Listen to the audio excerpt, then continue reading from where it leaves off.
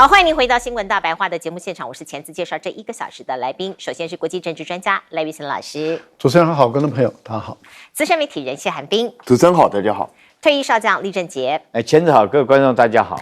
好，观众朋友，我们都在问，到底111是不是真的停火了？川普在昨天说，这2个国家不会再打了，可是不如人愿，2个人还是2国还是零零星星有对对方展开攻击。我们看到说好停火又开打，以色列象征性的反击伊朗的导弹，川普说没有啦，这是一个友好的招呼啦让两边都有台阶下。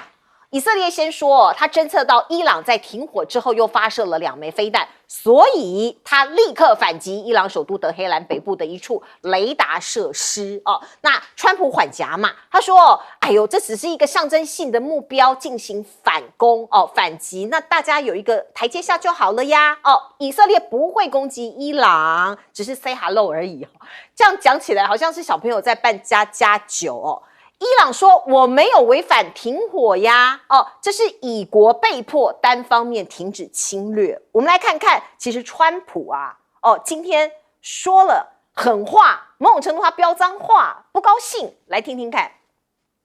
Israel, as soon as we made the deal, they came out and they dropped a load of bombs, the likes of which I've never seen before.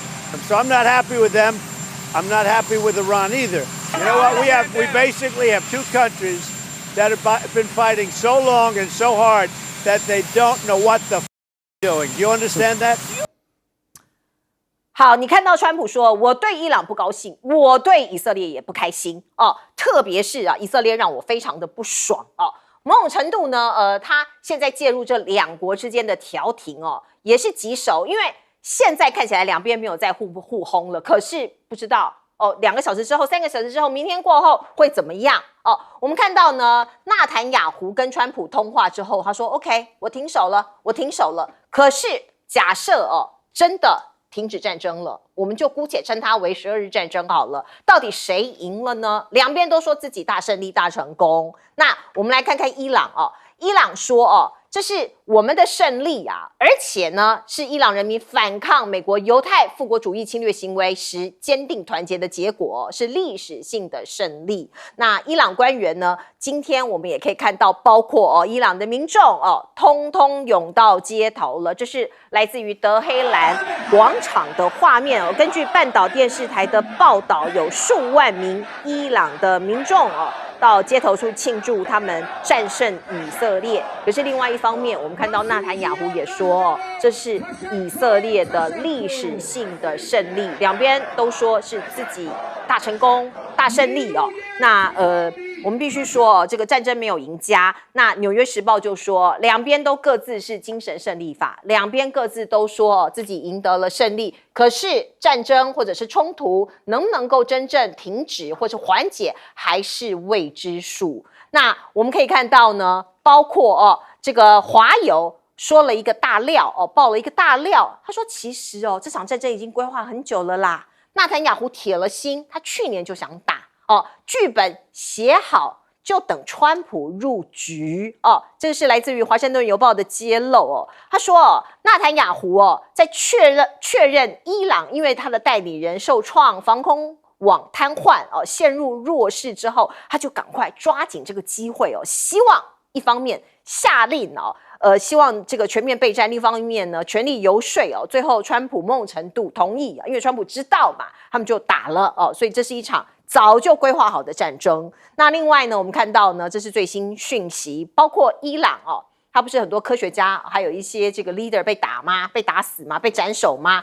他在12天之内逮捕了700多名受雇于以色列的间谍这些人是透过操控无人机、自制炸弹，还有拍摄敏感军事地区，还有向以色列提供情报的方式来进行从内部的破坏。来问一下将军怎么看？如果说小时候有打过架的人就知道这场架已经打完了你会不会觉得就像是2个小孩在公园打架械斗这时候一个是叫伊朗，一个叫以色列，他们互相打。那打到现在为止，你会发现说这2个人已经没有力气再打下去了。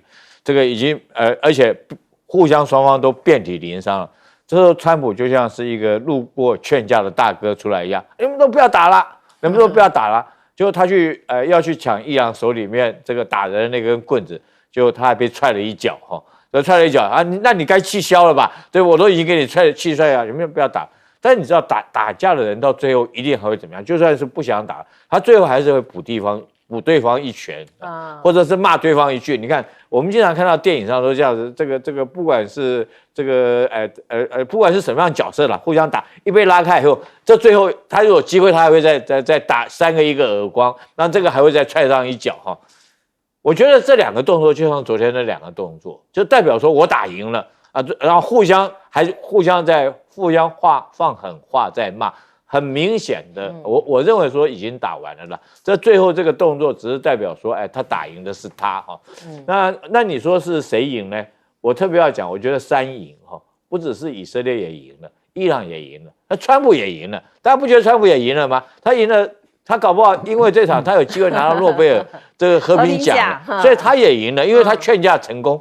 可是我们特别来看这场架打到最后，我平常如果要问谁赢的话，我觉得后续可能赢的是中国。现在很明显，就是美国来讲要退出中东地区。以前那样，前2次波湾战争，美军是派地面部队进去的，100个小时，这个追掄伊拉克。那时候伊拉克因为他们不愿意用美元来交换石油，所以那时候鲍威尔在联合国大国，鲍威尔最后去世的时候，他承认说拿了那罐是洗衣粉，他觉得这个东西他良心不安。最后他人之将死，其言也善了。他承认那块，因为造成很多人的伤亡。那只因为说是那时候海珊不愿意用美元来交换石油，要用本币交换，那美军就出兵去打伊拉克，借着这个理由去打伊拉克，而且2次波湾战争。然后之后阿富汗美军也是派地面部队。但是我们这次看到，各位知不知道？这时候川普讲了半天，他说他福特号、尼米兹号。还有在那边的卡尔文森号要3航母去对付伊朗，你知道福特号现在在哪里？我跟各位讲哦，你去看，我今天早上看那个图，福特号现在还在美国他根本连离开，只是离开港口而已，还没有连大西洋的这个1/4都还没有经过。就算今天出发，他也要2个礼拜以后才会到。可见川普是在那边唬人嘛，你福特号根本就没有出发。然后尼米兹号现在虽然说是刚离开马六甲海峡。但是距离中东地方、阿拉伯海还有一段距离来讲，所以说我们看出来，美国根本就无心要投入哈，他连地海这个连航空母舰都不会进入，更何况他陆军部队根本就没有进入。所以说，第一个，我认为美军很明显从这次他已经退出了。那为什么我说中国会进入呢？这是伊朗，大家看出来这场战争里面，他最吃亏的在什么地方？他导弹是很强，但他最吃亏的，他是完全没有空防的能力，制空能力完全没有。他没有战斗机也就算了，他连地对空的导弹也都没有，甚至于连雷达他听说这个俄罗斯有给他 S-400防空导弹了，但是他没有远距离的侦测导弹，所以说美军跟以色列的飞机可以在他上空如入无人之境，他想要炸哪里就炸哪里，到哪里去丢炸弹就去丢炸弹。只是唯一因为以色列要长途飞行。它的飞机来讲，要带的油比较多油比较多来讲，它带弹量重量就势必要减少。它是带弹量减少，但是我们看到第一天，这个以色列对它飞机总共飞了200多架，你200多架飞到你国土，你这个防空等于是完全空防，完全是洞开。那伊朗会不会因此而学到教训，就是要加强它的空防？但他从哪里来加强空防呢？他可能看他隔壁那个国家叫巴基斯坦，那巴基斯坦前一阵子，尤其是歼10战机虽然说是只是4代的战机又便宜但是它居然可以将法国的标风战机击落，靠的是什么呢？靠的是这个空军整体系的一个系统性的作战。那伊朗会不会认为说是对他来讲空防是很重要？他希望建立他自己的空防系统，避免将来在这样子被人家如入无人之境，想要炸哪里就炸哪里。那在这种情况下，你认为他有机会引进哪一个国家的这种防空系统？我觉得引进中国的机会最大。那中国会不会卖给他？中国有可能卖给他，但是中国一定会跟他谈条件。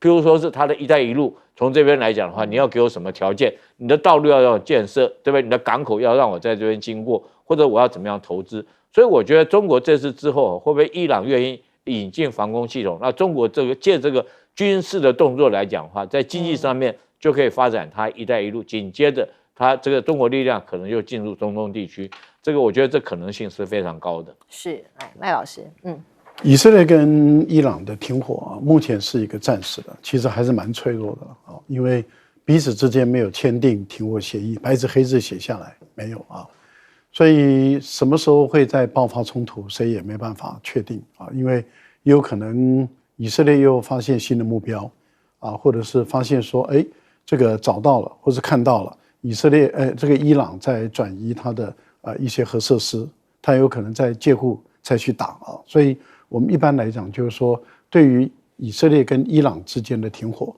坦白说白纸黑字还没签，所以基本上是蛮脆弱的。但是这一次以色列到底有没有占到便宜？我个人觉得以色列可能在政治方面，还有在核能方面的损失反而更大以色列它是侵犯一个国家主权，我觉得这个在国际上它确实是被谴责的，连它的传统的欧洲一直袒护它的德国，特别是法国，它都站起来谴责。那我们也看到了，美国的介入的轰炸也被欧洲、法国也谴责了。这个就代表什么？代表他在国际间他被孤立了因为他的侵犯一个国家主权的行为是不足取的。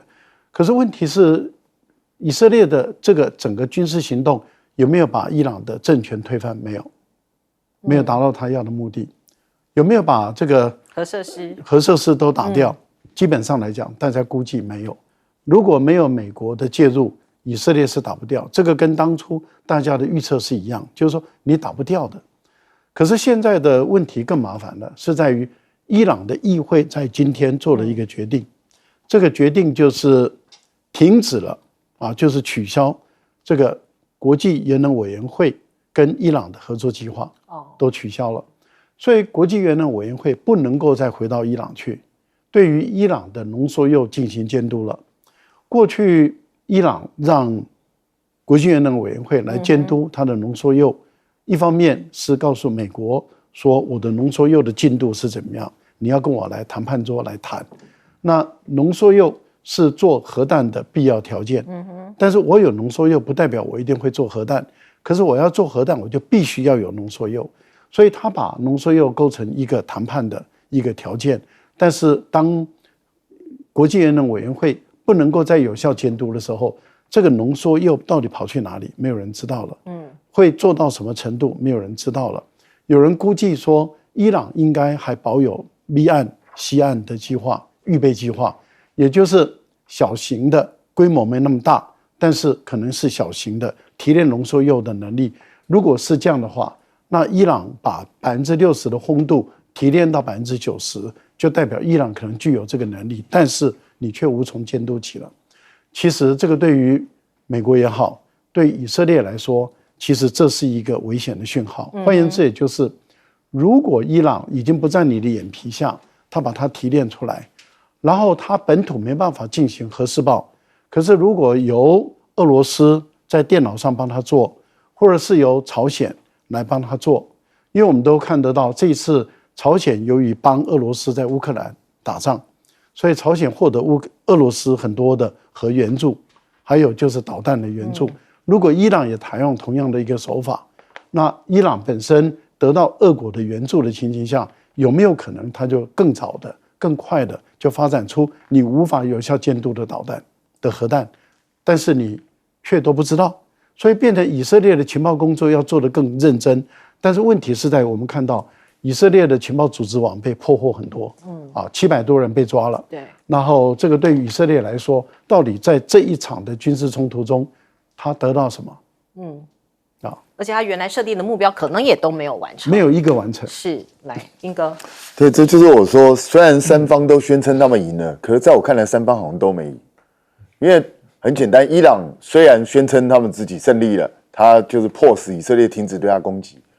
有一种胜利叫做迫使对方没有办法攻击我，叫做胜利嘛。这个也很奇怪。实际上，伊朗被揍得很惨，大家都知道。所以，伊朗显然也显现出它非常严重的弱点。那我认为这次战争的教训会让伊朗更加快速的去发展核子武器，因为他知道，除非发展核子武器，不然他永远朝不保夕，不知道什么时候会再被攻击。所以，我觉得这是伊朗必须一定会去努力的方向。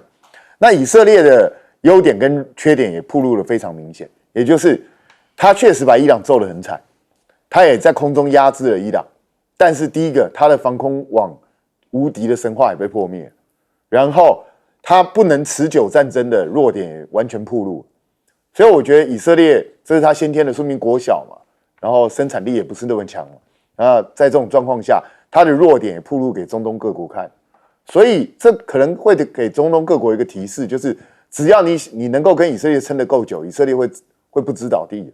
所以我觉得这个对以色列来讲也是一个重大警讯，他们必须要去赶快弥补这个缺点。那美国的缺点这次也暴露无遗。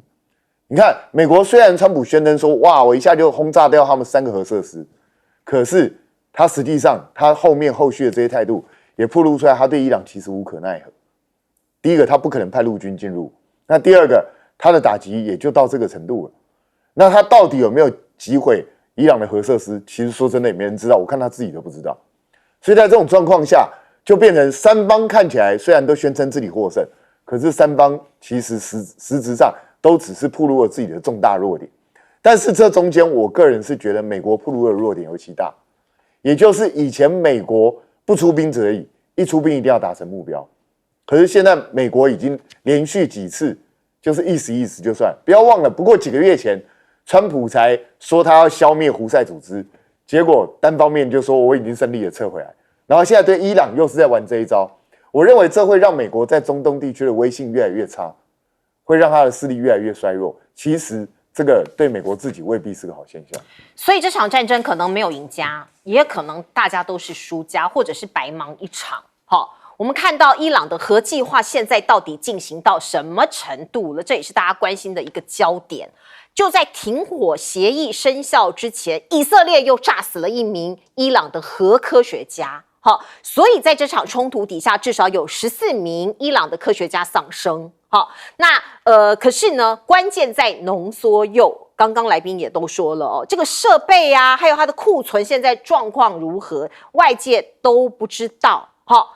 多名伊朗科学家在以色列的空袭中丧生哦，可是伊朗说我们还是会继续，并且恢复各种核子方面的研究以及活动哦。你看到这是伊朗原子能组织的负责人以及包括发言人都说敌人不可能把这项技术连根拔起，所以我们会继续发展。继续研究哦，刚刚赖老师也讲到了，甚至可能未来联合国的相关人员也没有办法进去监督了，这才是我们可能这个美国或者以色列会比较担心的部分。那另外呢，川普的这个情报机构也就是我们来看看，包括美国国防情报局的一个最新评估报道泄露出来了，媒体也报道了，说是虽然空袭对伊朗造成重大的破坏，可是并没有彻底摧毁伊朗地下核设施的核心零件只是让他的计划 delay 了几个月而已哦。那当然这一份报告外流，那白宫在记者会上被问到了嘛，这个发言人李威特就说这个评估是错误的，虽然被列为最高机密，可是还是被情报界一个匿名的低阶的鲁蛇泄露给 CNN， 哇，充满了情绪性的发言因为李威特很年轻啦是一位美女她很情绪化，就直接讲 loser， 把她泄露出去给 CNN， 因为他们也很讨厌 CNN。那美国的国防部部长就讲说根据我们所掌握的消息我们的轰炸行动已经摧毁了伊朗制造核武的能力所以就是一方面讲说我都彻底摧毁了，川普在第一时间也发文说彻底摧毁了，可是外界评估可能没有，而且它这个浓缩铀不知道移转到哪里去了那我们再来看看，其实欧洲有很多这个意见领袖、国会议员对这一场战争也有很多的批评，我们来听听看。Israel y Estados Unidos son la mayor amenaza para la humanidad en este momento y ustedes están alimentando al monstruo. Israel ataca ilegalmente a Irán mientras continúa su exterminio del pueblo palestino. ¿Y qué hacen ustedes? Ursula von der Leyen apoya a Israel diciendo que tienen derecho a defenderse cuando son el agresor, señora Kallas. 好，这是西班牙的欧洲议会议员蒙特罗，这位女性的议员呢，她很生气她说现在真正拥有核武的是以色列。真正用过核武的是美国哦，那你一直说别人在威胁这个人类的生存，所以到底这个世界是怎么了？而另外呢，我们看到这场战争呢，有一些国家，像刚刚将军讲，他判断可能中国会是最后的最大的得利者或是胜利者。这个也是其中的一个状况，我们来看一下，这是根据保加利亚军事网的报道，正当美国攻打伊朗的核设施的那个时间点呢，中国大陆的海军在波湾部署了舷号分别为855跟815A 的2艘先进的电子侦察舰哦，这是画面。分析人士说，一开始是说中国可能是意图透过分享情报支援伊朗哦，在这边分享情报。可是后来他们发现哦，证据显示他们主要的目标在于观察美军的隐形战机，像是 B2， 还有电子战的军事行动。在这边观察这个战争的发生啦，还有各式武器呀尤其是美国那我们再来看看，包括美军增强军备应对中国大陆的威胁。我刚刚讲了，中国大陆现在在崛起包括在武力在军事上面都越来越强了。所以为了防范中俄导弹，美国在阿拉斯加成功的测试可以连接精穹系统的雷达，因为你这个精穹防御系统，你还是要有雷达先告诉你嘛，所以他说已经成功测试了这一台远程的雷达。而另外大家看一下这个图，这是美军的陆军美国的陆军测试回声盾防御系统可以拦截无人机这是根据 Defense Block 报道，美军正在这个Block 报道，美军正在这个测试一种名为回声盾的先进雷达。你可以看到这是一架这个装甲车上头就架上去。那架上去之后，它是利用这个装甲车的电力来了解这个环境这个目标的侦测能力，说是可以成功的测到无人机的活动。来请教赖老师。以色列这次杀了10几名这个伊朗的核科学家对于伊朗的核发展有没有造成影响？当然有啊，这一定是一个负面的影响嘛但是问题是，只要伊朗的大学还在。他的核工系都还在，然后他的研究机构都还在，那这些知识事实上是可以继承的，也可以学习的。所以并不是说就是这几个科学家他垄断了所有的知识，事实上这些知识还是透过他们所做下来的研究报告，还是继续在传承。所以你要把伊朗的这个核能力连根拔起，这个可能性并不大。你不可能杀了10几个人了以后，他的核能力就消失了。我觉得影响是会有，更何况俄罗斯，你不能排除他不会把他的核科学家直接进入来帮忙，也不能排除朝鲜直接派他的核科学家就直接进去帮忙了。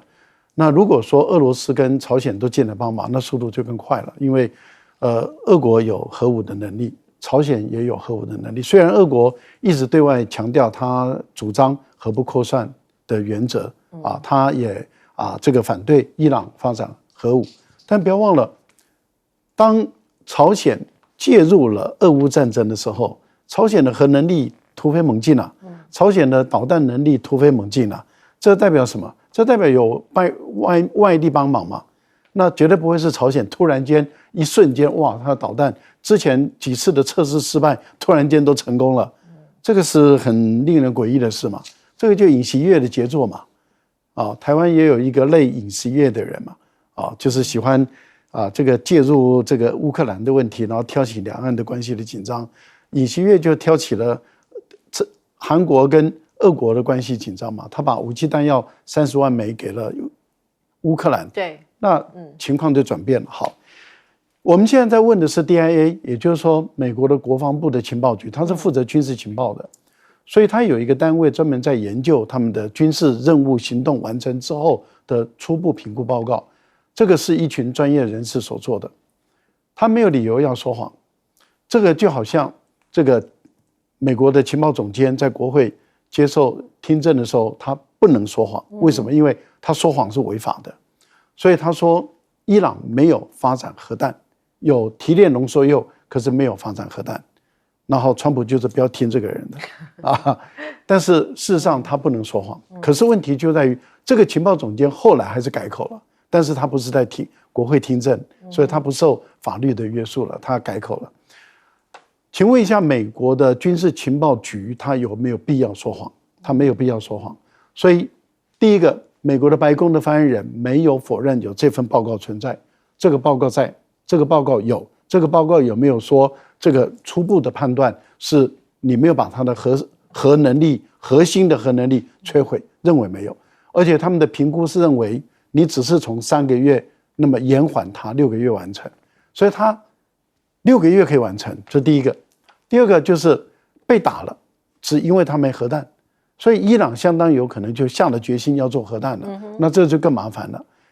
有能力6个月可以做出核弹，那怎么办？所以我觉得 DIA 把这个讯息、把这个报告泄露出来是故意的。我觉得有2个可能性。第一个可能性是什么呢？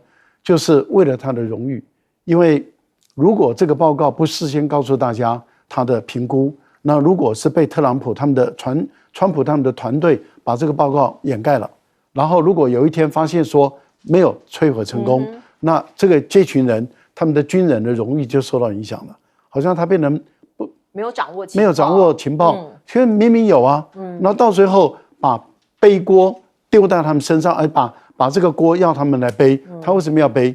他一生担任军人，荣誉是他的生命啊，他要对他的孩子、他的妻子、他的父母做交代，他怎么可能去放弃自己的荣誉？所以他故意把它泄露出来。另外一个我觉得有可能的是，他避免他的同仁、他的同袍那么卷入一场无端的战争。是，也就是说，如果美国发现说没有摧毁成功，而伊朗已经在做了，然后栽赃抹黑伊朗，然后借故打，然后爆发更大规模的冲突，那这个还得了啊？是，这个场战争会死了多少人？所以我觉得他预先公布出来的时候，就逼得美国必须要用谈判的方法跟伊朗把这个核武的问题解决掉。是，将军认同吗？这个？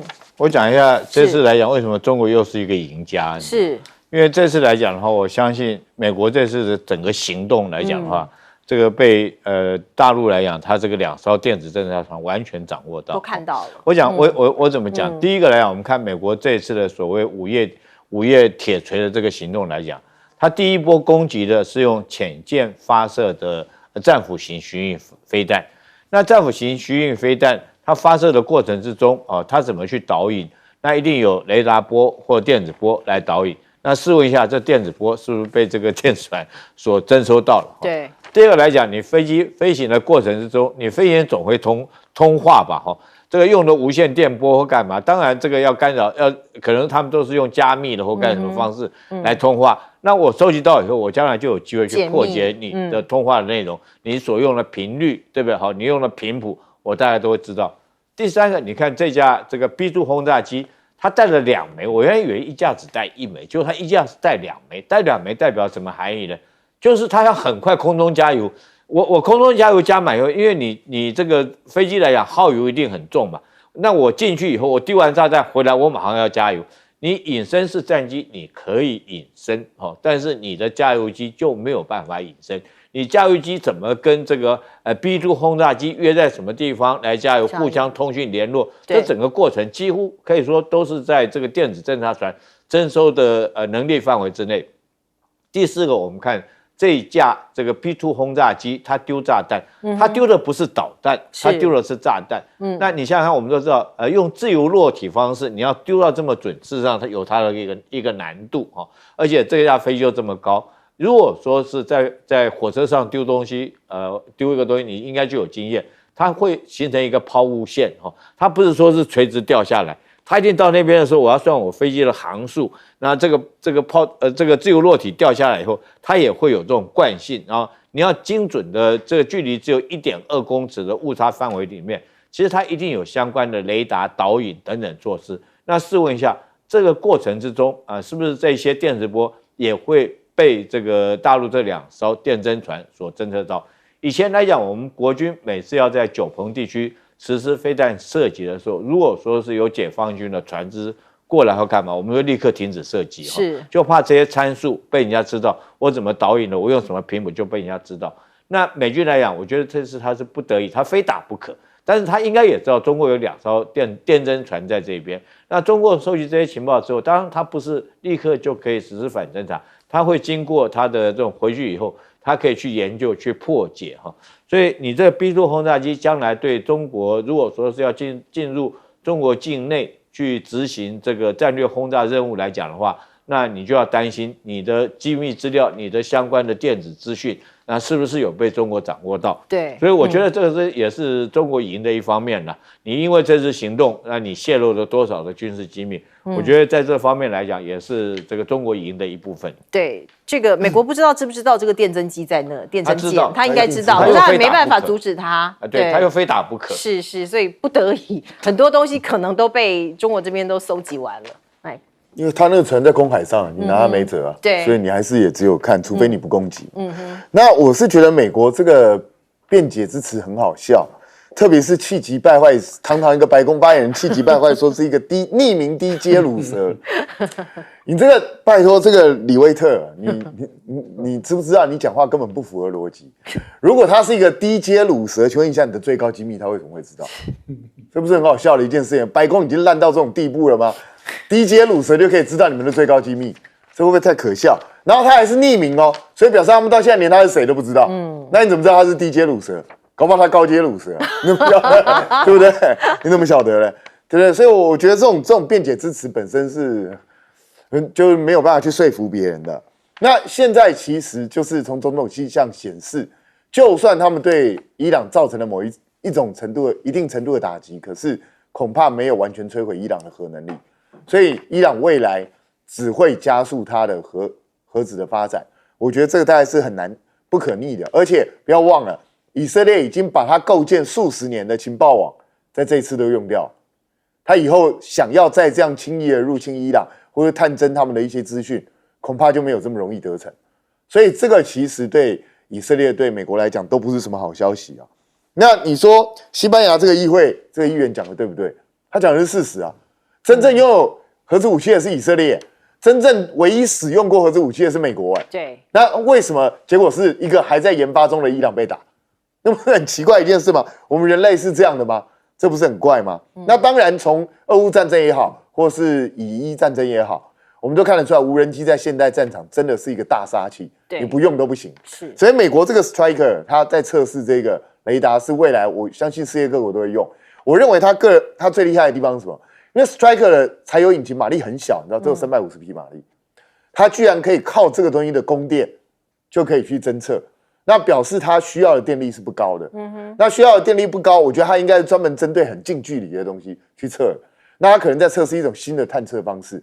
我觉得世界各国如果不赶快发展出来针对无人机的特殊探测方式的话，未来在战场上都会吃到苦头。对，没错，而且它可以移动嘛，它这个装甲车上面哦。不过现在川普的态度就变得很奇特哦，他对中国大陆的态度有转变，他是不是有求于中国呢？我们来看看这个报道哦。川普就说：“你现在中国啊，你可以继续采购原油，没问题的，你可以继续向伊朗购买原油哦。不过我也希望你啊，跟我们美国也买一些吧，大量买进哈，能够促成此事，我深感荣幸。”那这件事情呢，他一讲出来呢，就有记者跑去问中国外交部，中国外交部的发言人郭家坤就说，中国将根据自身的国家利益，采取合理的能源保障措施。可是问题是，大家不要忘了，这个美国对伊朗不是有这个在这个制裁吗？怎么可以大陆可以去跟他买原油买石油已经无意义呢？所以市场人士就在猜，川普在干嘛？他是在讲场面话吗？白宫的官员就讲说，川普一贯呼吁中国等国购买美国石油，而不是伊朗石油，某种程度是出来帮川普擦屁股啦否则就是违反美国的制裁规定那也有人说呢，川普的贴文只是想强调，过去几天他的作为的确确保了荷姆兹海峡没有受到影响，否则后果对中国大陆来说会非常的严重。因为那个时候呢，就是我们看到伊朗说要威胁要把这个海峡给关闭嘛所以那时候川普某种程度白宫也是希望中国大陆去游说伊朗不要这么做。那另外我们看到呢，川普对内炮口必须讲在经济上面呢，他不断对鲍尔这个不依不饶。因为呢，川普一直不断放话要鲍尔降息而且这个鲍尔不依，他就爆气说你是一个非常顽固的笨蛋。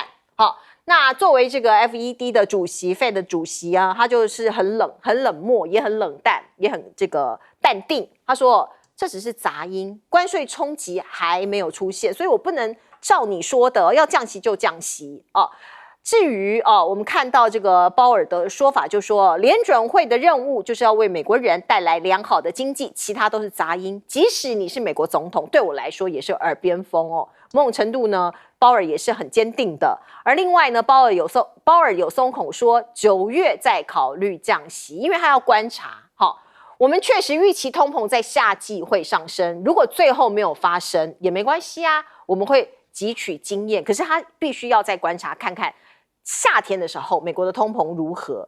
另外呢，这个川普的关税谈判现在呢陷入了僵局吗？包括美国对含有钢铁、家电加征关税生效未来包括美国人进口的这些产品啊，冰箱啊、烘干机啊、洗衣机啊、洗碗机啊、炉具啊、烤箱啊，这些通通都会水涨船高，这个价格也会增加，因为已经生效了嘛虽然会为美国创造更多工作机会，可是内部制造与消费成本同时增加所以这个我们讲了，这个通膨可能也会因此而到来。那欧盟跟美国之间的贸易战火现在有可能会升级，欧盟已经批准对大概210亿欧元的美国商品征收了关税，来报复川普这个所谓25%的钢铝的关税的征收。那现在呢，我们看到他们还准备好多套剧本，讲的是欧盟包括呢，欧盟高层强调，可信的威胁才是7月9号美欧谈判的胜利的这个机遇。因为像是《金融时报》就说了欧盟高层警告，面对川普威胁对欧盟商品科50%的关税，他们一定要有一些武器，所以他们在准备950亿欧元的美国产品关税清单，包括 whisky 啊、鱼啊、飞机啊、汽车啊、汽车零件啊、化学品啊、电器设备、保健食品、机械，还有可能科技公司，我都要课你的税你川普敢这么干，我就有相对应的武器来报复你，其中包括波音的飞机都有可能要被加征关税。来，请教老师。我们先看一下，当这个川普宣布这个以色列跟伊朗停火的时候国际的油价就下跌了。然后当这个川普再发出一个推文说中国可以买这个伊朗的原油的时候，油价就暴跌这个就符合这个川普的期望了。因为原油价格如果一直跌的话，基本上对于通货膨胀的压力就会减轻。通货膨胀的压力一减轻，川普就可以回过头来对于联准会的鲍威尔施加更大的压力，说你看物价没有上涨，而且还在跌，那物价已经开始往下跌了，你一直守在那个利息是什么意思啊？那当然对鲍威尔来讲，他们的指标3大指数中第一个指数其实他看的就是通膨的问题，当然就业也很重要，但他主要还是看通膨。问题是在于伊朗的原油出口90%都卖到中国大陆去，90%那这很大。但是中国大陆从伊朗进口的原油占它的总进口原油就10%，所以如果说真的伊朗的油卖不到中国大陆，容易从别的地方来获得，并不是那么的困难，因为就占它10%，所以伊朗是高度依赖中国大陆的在原油方面了。但每一桶有打折卖给中国大陆，为什么？因为每一桶大概便宜5块钱，现在大概便宜2块，在国际原油价格上。为什么？因为美国对于伊朗实施这个片面的制裁，没有经过联合国安理会，是美国单方面的制裁。那美国单方面对伊朗实施制裁的时候，就造成全世界各国不敢跟伊朗买石油。但是中国就是我不吃你这一套，所以中国大陆继续向伊朗买石油。因为什么？因为中国大陆认为说这不是联合国安理会的决议，你单方的长臂管辖你弄不到我。所以目前伊朗唯一敢跟伊朗买油的就中国，而且买多少油呢？买伊朗的所有的石油出口中的90%，全部都卖到中国大陆去。那是不是伊朗在经济上完全依赖大陆了？好，那我们要看的就是对于川普来讲的话，他有能力吗？他没有能力制裁啊，因为大陆就是不吃你这一套嘛。然后大陆的用的方法是怎么样呢？他不是用中石油去买，他成立2家小公司，这2家小公司也不怕你美国制裁，所以他就大量的由这2家公司从伊朗把油运到这个山东这个地方的时候，把油卸下来，在这地方提炼，然后一旦进入中国内部的话，你美国根本就无从追查起了啊！我想这个全世界敢跟美国叫板的，到今天为止，其实就有中国大陆。所以对于川普来讲的话，川普说：“哎呀，这个中国可以买油。”中国说：“关你什么事啊？我早就在买了，你讲不讲也没什么事啊。”第二个，你也没有能力制裁我啊，你制裁我多少，我就制裁你多少。所以全世界唯一敢跟美国叫板，而且有能力去反制裁美国的，坦白说，到今天为止就有中国大陆。欧洲一张嘴了，美国对于欧洲的钢铝税已经课了几个月了，然后对于这个汽车税已经课了几个月了，对等关税10%已经课了几个月，欧洲到目前为止就一张嘴。现在川普就是说，你7月9号之前，你如果没有跟我谈好的话，我要对你的关税课50%。那现在欧洲还是一张嘴说，你如果因为目前来讲，美国的态度很简单，就是我那10%的基本关税是绝对不让的。就是说你欧洲你只能像英国一样求饶，不然的话，我即使你求饶了，我还是要课10%的关税，最少也要10%，最少10%。欧洲认为岂有此理。但是问题就在于，欧洲到今天为止就一张嘴。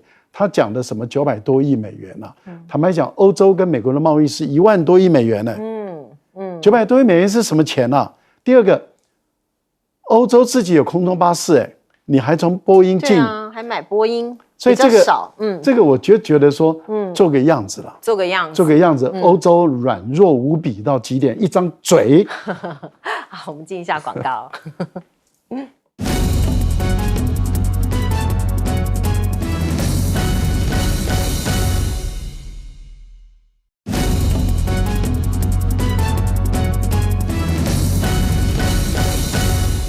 好，川普对全世界发动的贸易关税战，7月9号期限到了。那到底各国怎么样应对呢？来，彬哥你怎么看？首先，川普，我个人认为他们到现在他自己心里搞不好都没这个底，你知道？他会不会忘记了？他没有忘记啊，但是很显然他已经完全陷入僵局嘛，因为日韩现在就是跟他拖嘛。对。然后很多本来很急的国家，现在大家都不急了嘛。然后欧盟现在又在表面上至少态度上是在跟他克嘛。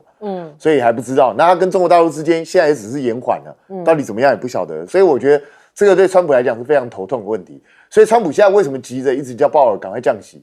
就是他希望赶快给市场面一些好消息，这样才能够减轻他的压力，让他有更多的时间去面对这个东西。可是鲍尔就是死抓的不放手，对，他很硬欸。但是实际上鲍尔今天有开记者会啊，他说其实他们已经透露口风，7月有可能了。因为他们估计7月的时候通膨可能会出现，他不是9月考虑吗？没有，其实他7月应该就可能了，7月就可能。对，但是这个都很难说啦，因为鲍尔就是那一种，他一定要看到通货膨胀出来，他才要做动作，因为他怕他太早丢出来的时候，你通货膨胀真正的高峰在后面，他就反而会追不上。那当然，川普讲的是很夸张，直接叫他降息12码，你是疯了，对不对？所以我一直觉得川普有一点很怪，就是他很多东西真真假假、虚虚实实，让我不由得直接怀疑他是不是根本就在炒股票，他关心的是其他的事情。因为不然的话，作为一个美国总统，你突然之间放出一个说中国大陆可以去买伊朗的石油了，这不是很怪？好怪哦！对啊，你又没有经过正式的同意，这也不是正式的命令。对，那这到底是你私底下跟伊朗谈好停战的暗盘呢，还是说你真的打算这样做，还是只是唬人？这个都不晓得。所以我觉得做一个总统这样信口开河不是很好。但是问题是，他信口开河，他事后可以不认。对。但是股市就会因为这样波动啊，那他就可以赚钱了。下跌。对啊，所以我觉得这个实在很不好。美国怎么没有任何人出来管制他这个行为？我觉得非常奇怪。放任一个总统这样到处乱讲话，实在不是一件很好的事情哦。但是问题来了，美国看起来对钢铁对这些东西好像不会放松，他还是要课税。那对我们的影响很大。那请问一下，我们的政府到现在对这种态势到底打算怎么应对？你要知道，它钢铁就要抽25%哦。如果我们再来一个基本关税，我们光钢铁就是35%。那请问一下，我们未来怎么办？我们的铝啊，我们的钢材啊，到底要不要出口？所以我一直觉得我们的政府好像每一次都在跟你讲说没问题，透懂哎。可是大家有没有注意到一个很奇怪的事情？就是本来赖政府不是一天到晚告诉我们是第一梯队跟他们谈。最近没有再这样讲了，有没有注意到？最近这2-3个礼拜，他们不再提第一梯队的事情，好像都当作没这回事了。所以到底是怎么样，没有人知道。我现在觉得非常危险了。那只是欧盟现在到底能够跟川普死磕多久？我个人的判断是，他大概会在几样影响不大的地方，大概做一点这种报复性关税，意思。但你说他要全面跟美国打关税贸易战，我个人认为可能性很低。为什么？因为欧洲自己很清楚，他们里头绝大多数的国家自己的经济体质其实比美国弱多了。他如果真的这样死磕下去，我觉得未必有好处，搞不好会弄得欧盟自己内部分崩离析。所以我觉得他们大概就是摆出一个比较强硬，但是内部实际上是很软弱的姿态。那我觉得真正的重点还是看中国大陆会到最后跟美国的谈判结果如何。如果中国大陆真的能够守住这个底线，跟美国呈现一个相对对等的态势的话，那我觉得美国跟其他国家要再去做，要逼使其他国家做很大让步的可能性就会变得非常低。好，我们先进一下广告。